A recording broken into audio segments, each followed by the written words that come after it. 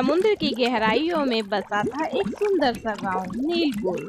यहाँ हर तरह की समुद्री मछलियाँ पाई जाती थी। उसी गांव में एक छोटी सी नीली चमकने वाली मछली नीलो अपने माता पिता के साथ रहती थी। मम्मी पापा, मैं खेलने जा रही हूँ दोस्तों के साथ। ठीक है बेटा, लेकिन बहुत दूर मत जाना और किसी परेशानी में मत पड़ना। और सुनो नीलो, अगर किसी अंधेरे रास्ते में जाओ तो अपनी पूंछ से रास्ता रोशन कर लेना, वही तो तुम्हारी सुपर पावर है। और हाँ, अगर कोई तंग करे तो वापस अपने घर आ जाना। हाँ मम्मी पापा, मैं जल्दी लौटूंगी और मैं अपनी चमक से सबको चौंका दूंगी। फिर वो बाहर खेलने चल देती है। हाय टिक टिक, हाय बबलू, क्या मैं भी तुम दोनों के साथ खेल सकती हूँ? तुम्हारी ये चमक हर बार हमें परेशान कर देती है। हमें साफ साफ दिखने लगता है और वो मजा भी चला जाता है। हम अंधेरे में छुपन छुपाई खेल रहे हैं, तुम्हारी रोशनी से सब सामने आ जाता है। लेकिन मैं तो बस तुम दोनों के साथ समय बिताना चाहती हूँ। तो फिर जाकर किसी लाइट हाउस के पास खेलो, यहाँ तुम फिट नहीं बैठती। माफ करना नीलो, बाकियों को भी तुम्हारे साथ खेलने में अजीब लगता है। क्या अलग दिखना इतना बुरा है? हमारे खेल में तो है। चलो टिक टिक चले। शायद कभी मेरी ये चमक किसी काम आएगी। फिर नीलो अपने घर की ओर चल देती है। घर पहुंचकर अपने मम्मी पापा से बोलती है कि मम्मी पापा, सब लोग मुझे अलग क्यों बर्ताव करते हैं? मैं ऐसी क्यों हूँ? बेटा, तुम जैसी हो वैसी ही सबसे खास हो। ये चमक जो तुम्हारी पूंछ में है, ये कोई कमजोरी नहीं, ये तो एक वरदान है। वरदान? पर सब तो कहते हैं मैं अजीब हूँ, कोई मेरे साथ खेलता तक नहीं। बेटा, जब तू पैदा हुई थी ना, उस रात समंदर के देवताओं ने खुद आकर कहा था, ये बच्चे अंधेरे को रोशनी में बदल सकती है, इसे डर का जवाब बनना है। तुम्हारी पूंछ की चमक कोई साधारण बात नहीं है, ये तो एक तोहफा है इस समुंदर का। तुम किसी दिन सबको दिखा दोगी कि तुम कितनी जरूरी हो। पर अगर सबको मेरी जरूरत पड़ी तब तेरा यही वरदान सबकी उम्मीद बन जाएगा। और हम जानते हैं वो दिन बहुत जल्दी आएगा। एक दिन नीलपुर पर कालदांत नाम का एक शार्क कब्जा कर लेता है। हा, मैं हूँ कालदांत, समुंदर का असली राजा, और अब ये सारा इलाका केवल मेरा है, मेरा।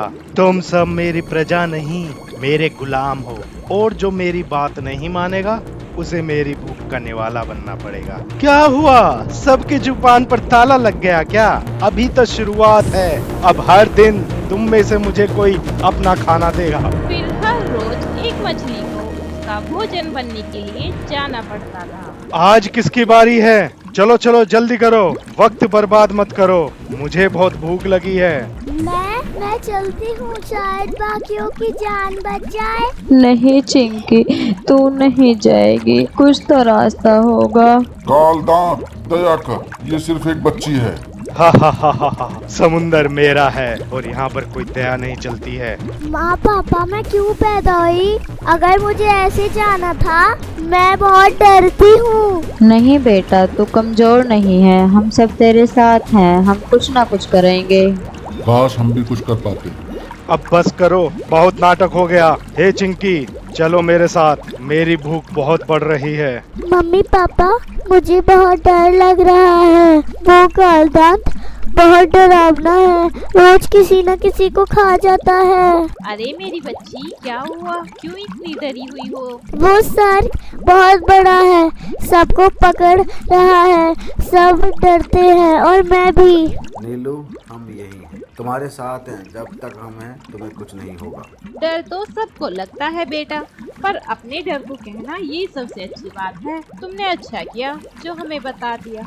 मैं बाहर नहीं जाऊंगी, अब बहुत डर लगता है। ठीक है बेटा, आज यहीं रहो, थोड़ी देर मम्मी की गोद में आराम करो, सब ठीक हो जाए। फिर एक दिन कालदांत को हराने के लिए समुद्र के सभी जीव कुछ उपाय ढूंढ रहे होते हैं। अब बहुत हो गया है यार, हर दिन एक मछली उसकी भूख मिटाने जाती है। हम कब तक डरते रहेंगे? अब कुछ करना पड़ेगा।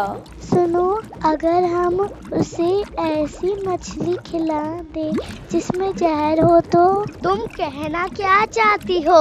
हम झूठ बोलकर उसे जहर वाली मछली खिला सकते हैं। हम बोलेंगे हमने बहुत खास मछली बनाई है आपके लिए। हाँ, और जैसे ही वो खाएगा जहर असर करेगा। सही सोच है, पर हमें किसी को शक नहीं होने देना है। तो पक्का अगली बार जब वो मछली मांगेगा हम उसे जहर वाली मछली देंगे। फिर जब अगले दिन कालदांत अपना खाना लेने आता है और बोलता है, आज की मेरी दावत कहाँ है? किसकी बारी है आज? ये लो कालदांत, आज के लिए खास मछली, सबसे स्वादिष्ट तुम्हारे लिए ही लाई गई है। हा, बहुत बढ़िया।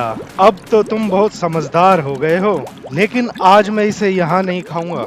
राजा का खाना राजा के महल में ही खाया जाता है। मैं इसे अपने महल में ले जा रहा हूँ और वहाँ से आराम से नमक मिर्च डाल कर खाऊंगा। फिर कालदांत वहाँ से चला जाता है। वो तो चला गया, लेकिन अगर उसे पता चल गया कि मछली में जहर है तो? अगर उसने मछली को फेंक दिया या फिर किसी और को खिला दिया तो? हमें डरना नहीं चाहिए, हमने जो किया वो जरूरी था। अब सब भगवान या समुद्री देवता पर छोड़ दो। अब तो बस इंतजार है, या वो मरेगा या फिर हम। समुद्र देवता हमारी रक्षा करना। फिर अगले दिन कालदांत फिर से अपना भोजन लेने आ जाता है। हा। क्या सोच रखा था तुम सबने कि तुम मेरे से अपना पीछा छुड़ा लोगे? मैं कालदंत हूँ, कालदंत। जहर मेरा कुछ नहीं बिगाड़ सकता। अब आज का खाना तुम दोगे या मैं खुद आऊँ अपनी भूख मिटाने? जल्दी करो जल्दी, मेरा सब्र खत्म हो रहा है। आज कौन है मेरा खाना?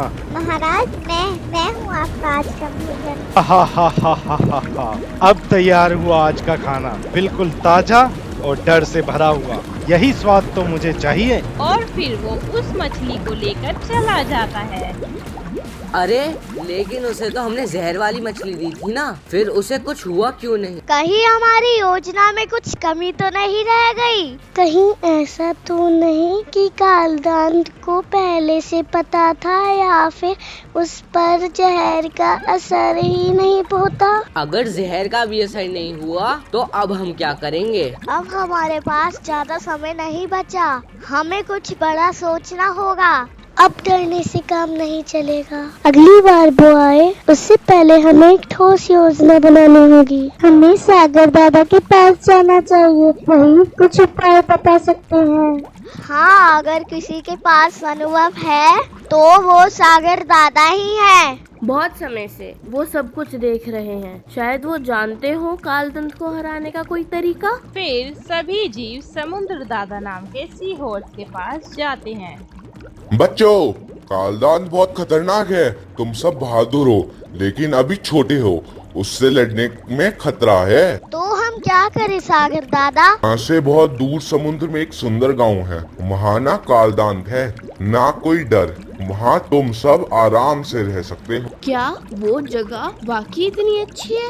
हाँ, वहाँ शांति है, सुरक्षा है और एक नया जीवन शुरू करने का मौका भी। हम सब मिलकर वहाँ चलेंगे, कम से कम वहाँ कालदांत का डर नहीं होगा। हाँ, ये जगह छोड़ना आसान नहीं है, पर शायद यही सही है। मैं जानता हूँ यह फैसला कठिन है, पर डर से दूर जाना भी कभी कभी समझदारी होती है। ठीक है सागर दादा, हम उस गांव तक कैसे पहुँचेंगे? कल मैं तुम सबको रास्ता दिखाऊंगा, अभी तुम सब आराम करो। फिर अगले दिन सभी गांव वाले आ जाते हैं और समुद्र दादा भी वहां पहुंच जाते हैं। क्या हमें सच में गांव छोड़ना पड़ेगा? अगर कालदंत ने हमें जाते हुए देख लिया तो? बच्चों, डर का पीछा छोड़ना ही बहादुरी है। आज तुम सब वो कर रहे हो जो बहुत से नहीं कर पाते, एक नई शुरुआत। हम सब मिलकर चलेंगे और एक नई जगह घर बनाएंगे। हाँ, हम साथ रहेंगे तो सब आसान हो। और शायद वहाँ मेरी पूंछ में डर नहीं बल्कि हिम्मत चमकेगी। हाँ, हम तैयार हैं। तो चलो, समय आ गया है। मैं तुम्हें रास्ता दिखाऊंगा, याद रखना। साथ रहना और एक दूसरे का सहारा बनना। फिर वो सभी दूसरे गांव की ओर चल देते हैं। कुछ आगे चलने पर वो देखते हैं कि वहाँ बहुत अंधेरा है। रुको बच्चों, आगे रास्ते में बहुत अंधेरा है, यहाँ कोई रोशनी नहीं, कुछ भी साफ दिखाई नहीं दे रहा। मुझे कुछ भी नहीं दिख रहा, हम कहीं खो तो नहीं जाएंगे? अगर कोई शिकारी हुआ तो हमें तो कुछ नजर भी नहीं आएगा। हम कैसे जानेंगे हमें किस दिशा में जाना है? अगर वहाँ अंधेरा है तो मैं आगे चलूंगी। बहुत अच्छे नीलू, तुम आगे चलो, तुम्हारी रोशनी अब सबकी राह होगी, हम सब तुम्हारे पीछे पीछे चलेंगे। और फिर नीलो सभी को रास्ता दिखाती हुई आगे बढ़ती है। बहुत देर तक तैरने के बाद आखिरकार वो सब दूसरे गांव में पहुंच जाते हैं। नीलू बेटा, तुमने जो किया है वह बहुत बहादुरी भरा काम है। तुमने हमें अंधेरे से निकाला और उम्मीद में रोशनी दिखाई। हम सब तुम्हारे बहुत शुक्रगुजार हैं। नीलू, तुम्हारी वजह से आज हम यहाँ तक पहुँच पाए। तुमने हमें सिर्फ रास्ता नहीं दिखाया, हिम्मत भी दी है। तुमने साबित कर दिया कि हर मछली में कोई न कोई खासियत होती है। आज से तुम हमारी सबसे बड़ी हीरो हो। मैंने बस वो ही किया जो मेरा मन कह रहा था। अब हम सब एक साथ हैं और इस गांव में हमें कोई डराने वाला भी नहीं है। और फिर सभी दोस्त नीलो को अपने साथ खुशी खुशी खिलाते हैं। टुकू, क्या आपने हमारा चैनल चेक किया? अगर नहीं किया तो अब कर लो। हमारे पास है मजेदार कहानियाँ, गेम्स और ढेर सारी मस्ती।